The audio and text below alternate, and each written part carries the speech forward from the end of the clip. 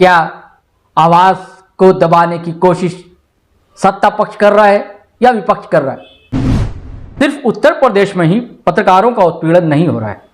पत्रकारों का उत्पीड़न दिल्ली, उत्तर प्रदेश, मध्य प्रदेश, छत्तीसगढ़, बिहार और झारखंड, ये राज्य भी अछूते नहीं। कई दर्जन पत्रकारों की जान जा चुकी है, कई दर्जन पत्रकार जेल में ठूस दिए गए हैं। सिर्फ आपके अमुक पत्रकार के डिबेट में हिस्सा नहीं लेंगे, बस बायकॉट करने की स्थिति नहीं है। क्या 2014 से पहले पत्रकारिता नहीं होती थी? मनमोहन सिंह के खिलाफ क्या क्या मीम्स नहीं बने, क्या क्या आरोप नहीं लगा, या नरसिम्हा राव के समय? आज कोई सवाल है? कैग की रिपोर्ट आई, कोई सवाल पूछे गए कि एक तरफ तो ठीक है जिसे आप गोदी मीडिया कह रहे हैं, दूसरी तरफ भी जो स्थिति बहुत अच्छी नहीं। कुछ पत्रकारों कुछ ऐसे पत्रकार हैं जो यूट्यूब पर वो बिल्कुल वो भी मतलब सिर्फ मोदी विरोधी उनका एक नारा होता है, ये भी सही नहीं है।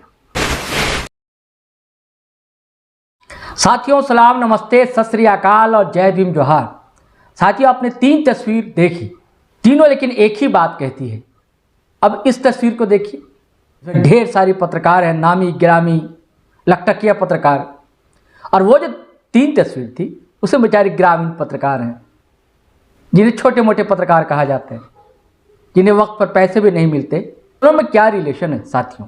क्या पत्रकार वो हैं जो 3 तस्वीरों में दिखाया हमने, या सच्चे पत्रकार ये हैं जिनकी करोड़ों तक में पैकेज होती है?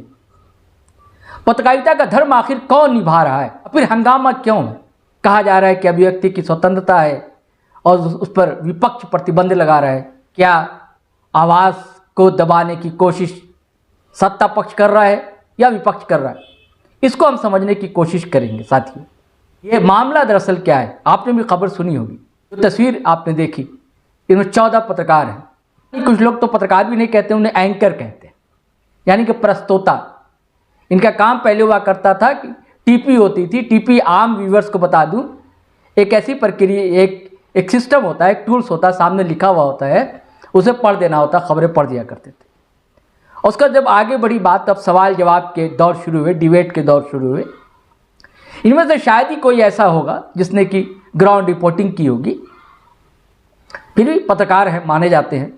साथ ही इस पूरी कहानी को समझने की अपन कोशिश करेंगे, लेकिन हम पहले चाहेंगे कि अपन वो जो 3 तस्वीर थी पहले, वो क्या है इसको देखते हैं और समझते हैं। यह वीडियो एक गांव का है, गांव के प्राइमरी स्कूल का है।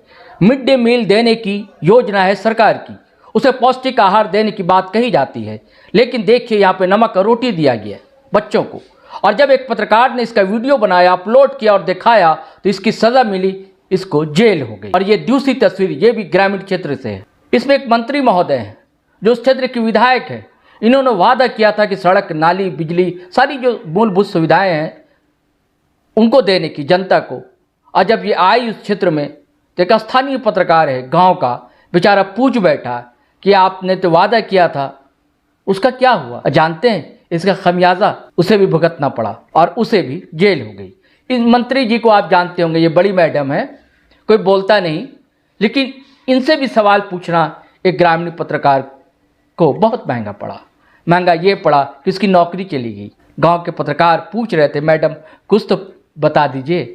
दरअसल उन पर प्रेशर होता है खबरें भेजने का शाम को, वो चाहता था एक आध बाइट मिल जाए उनसे, लेकिन वो सवाल पूछने को वो क्षेत्र से जोड़ती रही कि आप क्षेत्र का अपमान कर रहे हैं। साथियों ये तीनों वीडियो उत्तर प्रदेश का है, लेकिन सिर्फ उत्तर प्रदेश में ही पत्रकारों का उत्पीड़न नहीं हो रहा है। इन 9-10 सालों में एक ट्रेंड सा चल पड़ा है, हम सत्ता में है तो हमारी सुनो, हमारी कहो, हम दिन को कहें रात तो रात कहो। तो ये पत्रकारों का उत्पीड़न दिल्ली, उत्तर प्रदेश, मध्य प्रदेश, छत्तीसगढ़, बिहार और झारखंड, ये राज्य भी अछूते नहीं। अब तक जो है इधर के वर्षों में कई दर्जन पत्रकारों की जान जा चुकी है, कई दर्जन पत्रकार जेल में ठूस दिए गए हैं। आप गूगल करेंगे तो आपको सरकारी आंकड़ा मिल जाएगा, ऐसा क्यों हो रहा है। और यह भी आप पता करेंगे कि भारत की स्थिति पत्रकारों की सुरक्षा के मामले में किस पायदान पर है। साथियों आगे हम बताएंगे कि पत्रकारिता का धर्म क्या है, पत्रकारिता के मूल्य क्या होते हैं, लेकिन साथियों, इससे पहले एक गुजारिश है। गुजारिश ये है कि मैं तना हूँ अकेले की टीम है, एकला चलो रे और जीटी रोड की कहानियाँ लगातार आपको मिल रही थी। हमारा इरादा था कि जीटी रोड का एक डॉक्यूमेंटेशन हो। ऐतिहासिक सड़क है, बहुत पुरानी सड़क है। कह लेते इसे चाणक्य के दौर से मानते हैं, उसके बाद में शेरशाह सूरी का दौर आता है, उनके नाम से यह सड़क होती है। अंग्रेज़ों के दौर में जीटी रोड होती है, फिर बाद में इसे शेरशाह सूरी मार्ग कहा जाता है और अब NH2 कहा जाता है। लेकिन मैं अब यात्रा नहीं कर पा रहा हूँ, एक हादसा का शिकार हो गया था, कूल्हे की सर्जरी कराई है तो घर पर हूँ 3-4 महीने से। तो आपका सहयोग चाहिए साथियों, और साथ चाहिए आपका। आप स्क्रीन पर देख रहे हैं हमारी UPI नंबर है 8083557257। आप चाहें तो हमें सहयोग कर सकते हैं। आपका एक सहयोग हमारे कदम को आगे बढ़ाएगा, हमें हौसला देगा। और अगर आप ये ना कर सकें तो हमारे YouTube चैनल को सब्सक्राइब ज़रूर कर लें, हमारे वीडियो को शेयर करें, लाइक करें और कमेंट करें। जीटी रोड लाइव के नाम से हमारा फेसबुक पेज भी है, उसे आप फॉलो करें, वहाँ वीडियो देख रहे हैं तो कमेंट करें। चलिए साथियों, अब बात शुरू करते हैं। बात यह है कि कुछ दिनों पहले 28 विपक्षी दलों ने एक गठबंधन बनाया है जिसे इंडिया नाम दिया है। दरअसल लंबा नाम है, एब्रीवेशन इंडिया होता है। उसके बाद से खलबली सी मची हुई है। जो सत्ता से जुड़े दल हैं उनके बीच, जाहिर सी बात है ये एक लोकतंत्र है। लेकिन इसी दरम्यान हुआ ये कि अभी जो बैठक हुई पिछले दिनों मुंबई में, वहाँ इंडिया गठबंधन ने यह निर्णय लिया कि वो कुछ पत्रकारों के डिबेट में, जो कुछ चैनल हैं जिसे कुछ लोग गोदी मीडिया कहते हैं, तो उस चैनल में वो उन पत्रकारों के डिबेट में हिस्सा नहीं लेंगे।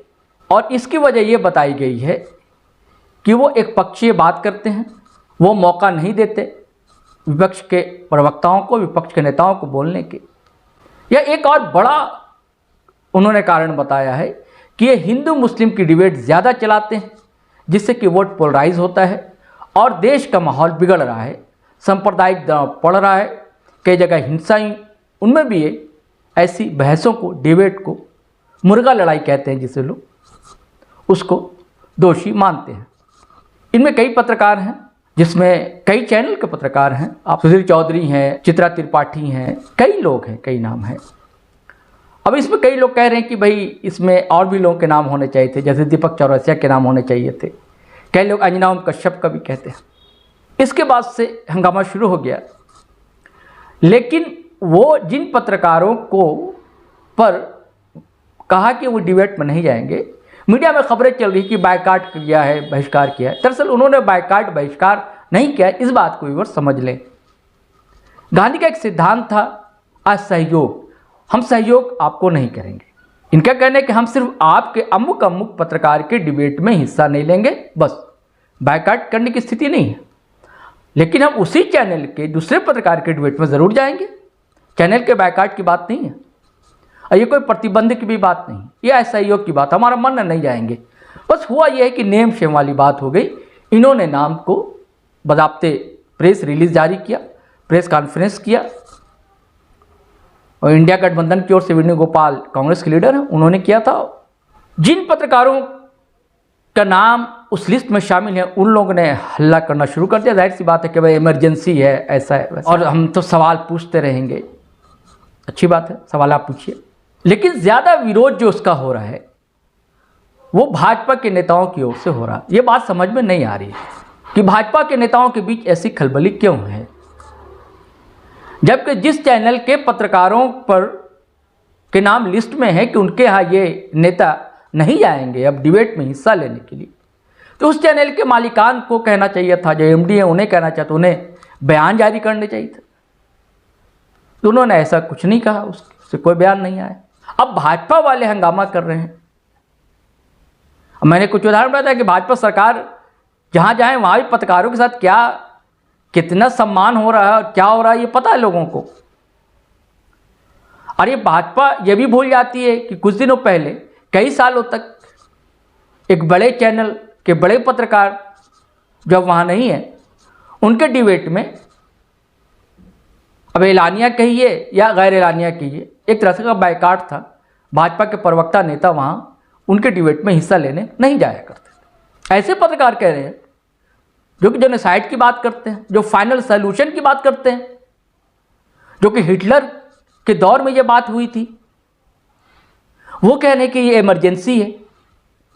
हाँ भाइयों साथियों, वो घोषित इमरजेंसी थी, वो अच्छा होता है घोषित इमरजेंसी। जो खुला दुश्मन हो तो वो अच्छा होता है, आप जानते हैं कि हमारा दुश्मन, और जो आस्तीन में हो और कब टसले पता नहीं, तो उससे हमें चौकन्ने होने की ज़रूरत है। वो ऐसे ऐसे आरोप लगा रहे हैं। सवाल पूछिए, बिल्कुल बेशक पूछिए, पत्रकारिता का धर्म है सवाल पूछना, लेकिन पत्रकारिता के बेसिक क्या है? दुश्मन हो मुकाबिल तो अखबार निकालो, हाँ? दुश्मन की बात नहीं है। दरअसल मूल भाव जो होता है वो विपक्ष का होता है।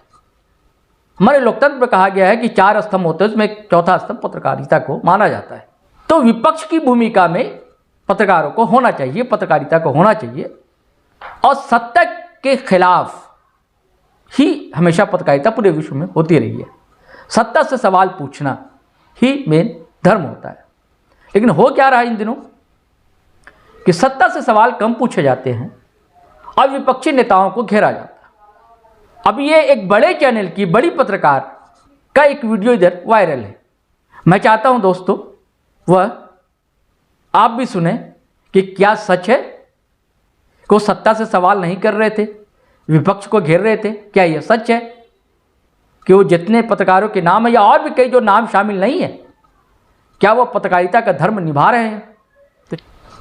मैं इस बात को स्वीकारती हूं कि कुछ जर्नलिस्ट्स ने इररिपेयरेबल डैमेज किया है अपने तौर तरीकों से। झुकते झुकते वो रेंगते हुए नजर आए। ये कह रही है कि झुकने के लिए कहा गया था, ये तो रेंगने लगे।